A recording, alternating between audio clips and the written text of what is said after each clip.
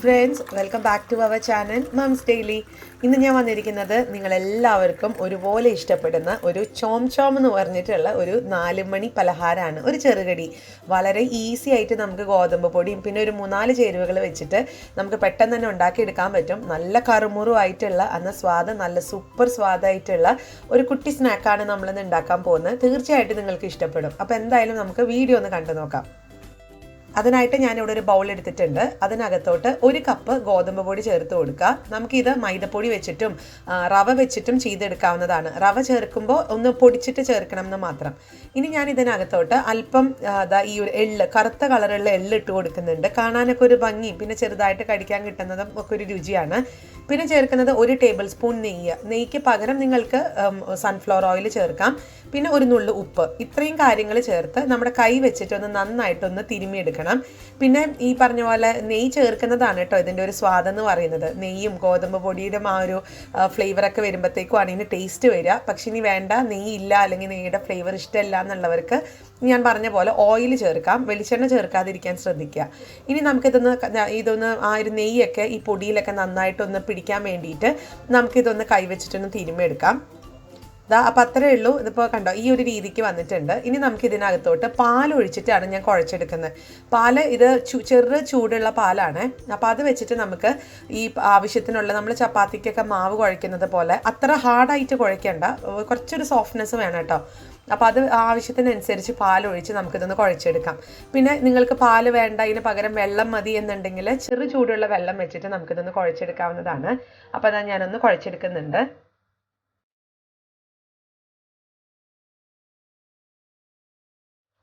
അപ്പോൾ കണ്ടോ, നന്നായിട്ട് സോഫ്റ്റ് ആയിട്ട് വന്നിട്ടുണ്ട്. ഒരു മിനിറ്റ് എക്സ്ട്രാ സമയമൊക്കെ എടുത്ത് നന്നായിട്ട് കുഴച്ചെടുക്കുവാണെങ്കിൽ നല്ല സോഫ്റ്റ് ആയിട്ട് കിട്ടും. അത് ഗോതമ്പാന്ന് ഓർത്തിട്ട് അതൊരു സോഫ്റ്റ്നെസ്സിന് ഒരു കുറവും പറ്റത്തില്ല. അപ്പോൾ ഇനി ചെയ്യാനുള്ളത് ഇത് നല്ലൊരു രീതിക്ക് നല്ലൊരു വട്ടമാക്കി എടുക്കുക. ഒത്തിരി കനം കുറച്ച് വട്ടമാക്കി എടുക്കണ്ട. ഒരു മീഡിയം സൈസിൽ, ഒരു മീഡിയം തിക്നെസ്സിൽ നമുക്കിതൊന്ന് ഒന്ന് പരത്തിയെടുക്കണം. അപ്പോൾ അതാ ഞാനൊന്ന് പരത്തിയെടുക്കുന്നുണ്ട്.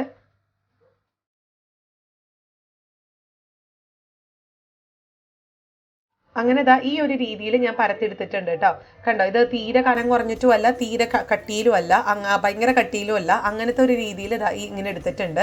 ഇനി നമുക്ക് ചെയ്യാനുള്ളത് ഇത് ഒരു അറ്റത്തുനിന്ന് ഇതൊന്ന് ചുരുട്ടി അങ്ങേ അറ്റത്ത് വരെ എത്തിച്ച് ഒന്ന് ചെറുതായിട്ടൊന്ന് പ്രസ് ചെയ്ത് കൊടുത്തെന്ന് അത് ഒട്ടിയിരുന്നോളും. ഇങ്ങനെ ചെയ്യുന്നത് നമുക്ക് നല്ല ലെയറുകൾ കിട്ടാൻ വേണ്ടിയിട്ടാണ്.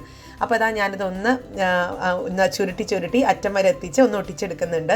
ഒട്ടിച്ചെടുക്കാനായിട്ട് വെള്ളമൊന്നും ആക്കേണ്ട കാര്യമൊന്നുമില്ല. പതുക്കെ ഒന്ന് പ്രസ് ചെയ്ത് കൊടുത്താൽ മതി. മാവല്ലേ, അത് പെട്ടെന്ന് തന്നെ ഒട്ടിപ്പിടിക്കും. കണ്ടോ, ജസ്റ്റ് ഒന്ന് നമ്മുടെ ഒരു വിരൽ വെച്ചിട്ടൊന്ന് പതുക്കെ ഒന്ന് പ്രസ് ചെയ്താൽ മതി.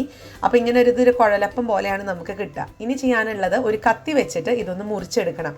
അത് നിങ്ങൾക്ക് വലിയ കഷ്ണങ്ങളാക്കിയോ കുഞ്ഞു കഷ്ണങ്ങളാക്കിയോ ഒക്കെ മുറിച്ചെടുക്കാം. ഞാനിപ്പോൾ ഇവിടെ കുഞ്ഞു കഷ്ണങ്ങളാക്കിയിട്ട് ഒന്ന് മുറിച്ചെടുക്കുന്നുണ്ട്. ഈ ഒരു വലുപ്പത്തിന് കണ്ടോ, ഈ ഒരു വലുപ്പത്തിന് മുറിച്ചെടുക്കുന്നുണ്ട്. ഇനി നമുക്ക് ഈ കുറച്ച് പൊടി ഇടുക. അത് ഞാൻ ഗോതമ്പ് പൊടിയാണ് എടുത്തിരിക്കുന്നത്. എന്നിട്ട് നമ്മൾ മുറിച്ച് വെച്ച ഒരു കഷ്ണം എടുത്ത് അതൊന്ന് പതുക്കെ ഒന്ന് അമക്കി കൊടുക്കുക. എന്നിട്ട് ആ പൊടിയിലൊക്കെ ഒന്ന് ചെറുതായിട്ടൊക്കെ ഒന്ന് ചുറ്റിച്ചെടുത്ത് നമുക്കിതൊന്ന് പരത്തിയെടുക്കണം. ഒത്തിരി വലിയ പരത്തലൊന്നും വേണ്ട, ചെറിയൊരു കുഞ്ഞൊരു വട്ടായിട്ട് നമുക്കിതൊന്ന് പലക വെച്ച് ചപ്പാത്തിയുടെ റോളർ വെച്ചിട്ടൊന്ന് പരത്തിയെടുക്കാം.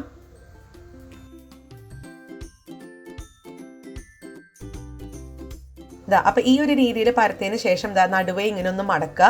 അതിനുശേഷം ഇങ്ങനെയും കൂടെ ഒന്ന് മടക്കണം. ഒരു എന്താ പറയുക, ഒരു ട്രയാങ്കിൾ ഷേപ്പിലാണ് നമ്മൾ എടുക്കുന്നത്. ത്രികോണം എന്നൊക്കെ പറയത്തില്ല, ആ ഒരു ഷേപ്പിൽ എടുത്തിട്ട് വീണ്ടും ഒന്ന് ചെറുതായിട്ടൊന്ന് പരത്തണം. ആ പരത്തുന്നത് ഇതൊന്ന് ഒട്ടാൻ വേണ്ടിയിട്ടാണ്. അതിൻ്റെ ലെയറുകളൊക്കെ കറക്റ്റായിട്ട് സൈഡുകളൊക്കെ ആണെങ്കിലും ഒന്ന് ഒട്ടി പ്രോപ്പറായിട്ട് വരാൻ വേണ്ടിയിട്ടാണ്.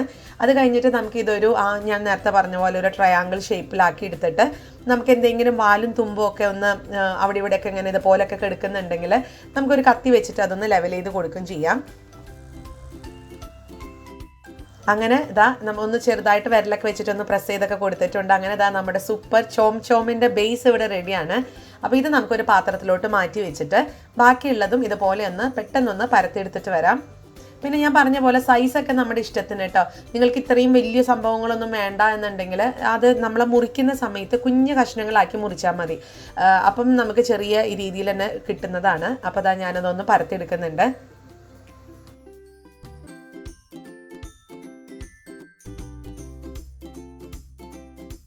അങ്ങനെ ഞാൻ കുറച്ച് ഇതുപോലെ ഒന്ന് ആക്കിയെടുത്ത് വന്നിട്ടുണ്ട്. നമുക്കിനി ഇതൊന്ന് വറുത്തെടുക്കണം കേട്ടോ. അപ്പോൾ അതിനായിട്ട് നമുക്ക് കുറച്ച് ഇതുപോലെ നമുക്ക് ബാക്കിയും വന്നിട്ടുണ്ടല്ലോ, നമ്മൾ വെട്ടി കളഞ്ഞത്. അപ്പോൾ അതുമൊക്കെ എല്ലാം കൂടെ കൂട്ടി രണ്ടാമതും ഇതുപോലൊക്കെ തന്നെ ചെയ്തെടുക്കാം. ഒട്ടും തന്നെ വേസ്റ്റ് ആവുമൊന്നുമില്ല. ഇനി നമുക്കിത് വറുത്തെടുക്കാനായിട്ട് എണ്ണ വെക്കുക. മീഡിയം ഫ്ലെയിമിൽ എണ്ണ നന്നായി ചൂടാക്കുക. എണ്ണ ചൂടായതിന് ശേഷം ആ മീഡിയം ഫ്ലെയിമിൽ തന്നെയാണ് ഞാനിതൊന്ന് വറുക്കാനായിട്ട് ഇട്ട് കൊടുക്കുന്നത്. കണ്ടോ, ഇത് പതുക്കെ ഇങ്ങനെ പൊന്തി വരും. അപ്പോൾ ഒന്ന് തിരിച്ച് മറിച്ചൊക്കെ ഇട്ട് കൊടുത്ത് ഇതിൻ്റെ നിറമൊക്കെ ഒരു പതുക്കെ ഒരു ഗോൾഡൻ അല്ലെങ്കിൽ ഒരു ബ്രൗൺ കളറൊക്കെ ആയിട്ട് വരും. അതുവരെ നമുക്കൊന്ന് തിരിച്ച് മറിച്ചൊക്കെ ഇട്ട് കൊടുക്കണം. അപ്പോൾ അത് അവിടെ നിറമൊക്കെ മാറി വന്നിട്ടുണ്ട്, നല്ലൊരു ബ്രൗൺ കളറായി വന്നിട്ടുണ്ട്. അപ്പോൾ ഈ ഒരു സമയത്ത് നമുക്ക് വറുത്ത് കോരി മാറ്റി വയ്ക്കാം. ഇനി ബാക്കിയുള്ളതും കൂടെ ഇതുപോലെ ഒന്ന് വറുത്തെടുക്കണം. അങ്ങനെ നമ്മുടെ കിഡിലൻ സ്നാക്ക് ഇവിടെ റെഡിയാണ്. നല്ല ചൂട് ചായക്കൊപ്പം ഇത് 1 or 2 കഴിച്ചാൽ മതി.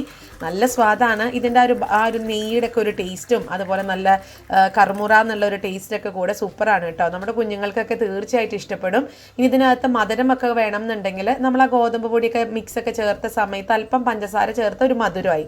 ഞാൻ പക്ഷെ ഇന്ന് മധുരത്തിലല്ല ഉണ്ടാക്കിയിട്ടുള്ളത്. ഞാനിന്നല്ലാതെ കുറച്ചൊരു എരിവും മധുരമൊന്നും ഇല്ലാത്ത രീതിയിലുള്ള ഒരു സ്നാക്കാണ്. കണ്ടോ, ഇത് പുറമേയൊക്കെ നോക്കിക്കാൻ നല്ല ക്രിസ്പിയാണ്. അകം ഞാനിപ്പോൾ ഇച്ചിരി ചൂടോട് കൂടെ തന്നെയാണ് ഇത് എടുക്കുന്നത്. അതുകൊണ്ടാണ് നമുക്ക് ഇച്ചിരി ഒരു സോഫ്റ്റ് ആയിട്ട് തോന്നുന്നത്. പക്ഷെ അകം സോഫ്റ്റ് തന്നെയാണ് കേട്ടോ, അല്ലാന്നല്ല. പക്ഷെ നമ്മൾ കുറച്ച് സമയം ചൂടൊക്കെ ആറിക്കഴിഞ്ഞത് ഇതിന് കുറച്ചും കൂടി ഒരു സോഫ്റ്റ്നെസ് നമുക്ക് അകത്തുണ്ടാവും. പിന്നെ ചെയ്യാനുള്ളത് കണ്ടോ, ഇതിൻ്റെ ലെയറുകൾ കണ്ടോ.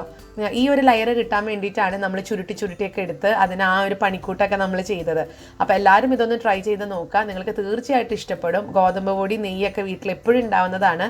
അപ്പോൾ ഇതൊക്കെ വെച്ചിട്ട് നിങ്ങളെല്ലാവരും ഉടനെ ഒന്ന് ട്രൈ ചെയ്ത് നോക്കുക. എന്നിട്ട് ഇഷ്ടപ്പെടുവാണെങ്കിൽ ലൈക്ക് ചെയ്യാനും ഷെയർ ചെയ്യാനും കമൻറ്റ് ചെയ്യാനൊന്നും മറക്കരുത്. അതുപോലെ തന്നെ നമ്മുടെ ഈ ചാനൽ ആദ്യമായിട്ടാണ് കാണുന്നതെങ്കിൽ സബ്സ്ക്രൈബ് ചെയ്യാനും മറക്കരുത്. അപ്പോൾ അടുത്തൊരു വീഡിയോ ആയിട്ട് നമുക്ക് ഉടനെ കാണാം. അൻറ്റിൽ ദെൻ ബൈ.